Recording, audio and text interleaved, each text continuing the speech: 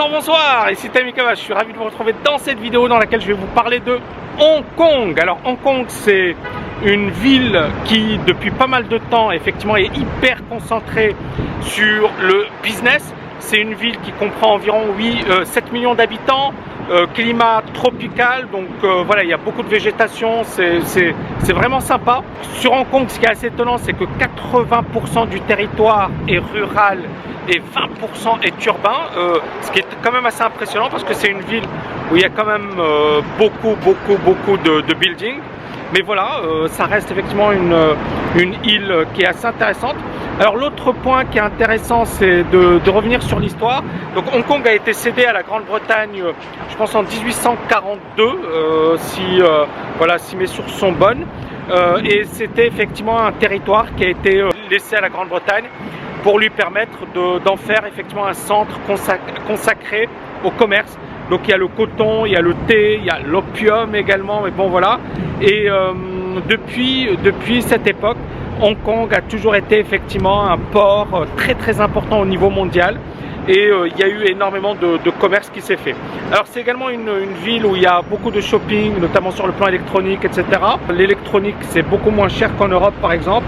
Alors le marchandage, donc c'est également une ville, et moi je l'ai constaté un petit peu, c'est une ville où il faut marchander, donc n'hésitez pas et vous pouvez effectivement obtenir de meilleurs prix. Il y a plein de malls, il y a plein effectivement de belles plages, des parcs à thème, il y a Disney, la haute cuisine, des designers, etc. Bon voilà, donc moi je trouve qu'effectivement si vous hésitez, si vous ne savez pas quoi visiter, Hong Kong ça vaut vraiment le coup. C'est une ville qui montre la dynamique asiatique. C'est une ville qui montre qu'effectivement le monde est en train de changer, d'évoluer. On avait tendance effectivement à sous-estimer pendant pas mal de temps les pays asiatiques, mais Hong Kong n'a rien à envier aux plus belles capitales européennes. Il y a vraiment, les routes sont superbes, le système de transport, comment dirais-je, la dynamique également, il y a de magnifiques buildings. Voilà, c'est vraiment une ville qui mérite le détour. Donc pour ceux effectivement qui hésitent, ça vaut vraiment le coup de visiter Hong Kong. Je vous ai parlé je vais vous parler effectivement d'aspects hyper techniques sur Hong Kong, notamment effectivement la population, etc. Mais avant et d'abord, moi j'ai envie de dire que c'est une ville qui m'a toujours fait rêver. Pourquoi c'est une ville qui m'a fait rêver? Parce qu'effectivement, quand j'ai lu des bouquins, notamment sur la finance, sur le trading, on a toujours parlé de Hong Kong comme un endroit extrêmement important sur le plan du business international. Et je me souviens que j'avais lu un bouquin de Paul Lussulitzer, je ne sais pas s'il y en a parmi vous qui connaissent qui est Paul Lussulitzer. Il a écrit plein de best-sellers et donc effectivement c'était assez romancé, mais il parlait de Hong Kong, du business, etc. Et moi je m'étais toujours promis à un certain moment, je voulais même habiter à Hong Kong. Donc c'est pour ça que c'est assez marrant. Aujourd'hui j'habite à Dubaï, je ne regrette pas mon choix, je trouve que c'est un excellent choix.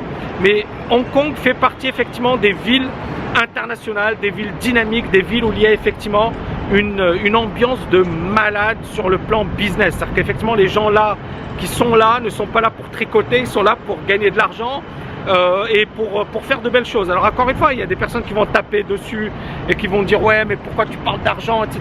Oui mais bon attendez les gars, moi je pense que à un certain moment il faut savoir ce qu'on veut. Il y a certaines personnes qui veulent pas ça, qui veulent effectivement vivre à la campagne ou à la montagne ou peu importe, il n'y a pas de souci. Mais dans la vie, si vous voulez réaliser des choses grandes, il ne faut pas avoir honte de le dire. Il ne faut pas avoir honte effectivement de faire et de fournir les efforts.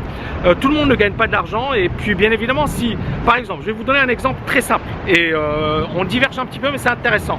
Si vous voulez devenir champion olympique, est-ce que vous allez dire les Jeux olympiques c'est pourri, l'athlétisme c'est pourri, ou je sais pas moi, si vous faites de la boxe c'est pourri? Non. Donc si effectivement vous voulez gagner de l'argent, ou si vous voulez effectivement réussir votre carrière, il faut aimer ce que vous faites. Quel que soit votre métier, vous voulez devenir avocat, un avocat de top niveau, il faut adorer le droit. Vous voulez devenir trader, il faut adorer le trading. Vous voulez devenir un businessman, il faut adorer le business. Vous voyez, donc il faut changer d'état d'esprit. Donc moi à Hong Kong, voilà, c'est ce que j'aime et c'est ce que j'aime à Dubaï également. C'est que les gens, ils savent pourquoi ils sont là. C'est-à-dire que, voilà, vous n'êtes pas avec des gens qui ont des problèmes existentiels, qui vont vous parler de philosophie, etc. Même si c'est super bien la philosophie. Mais ils sont là pour un but, d'accord? S'enrichir, réussir leur vie, faire de belles choses. On peut critiquer, mais je vais développer par la suite. Mais effectivement, les personnes qui ont honte de gagner de l'argent n'en gagneront jamais.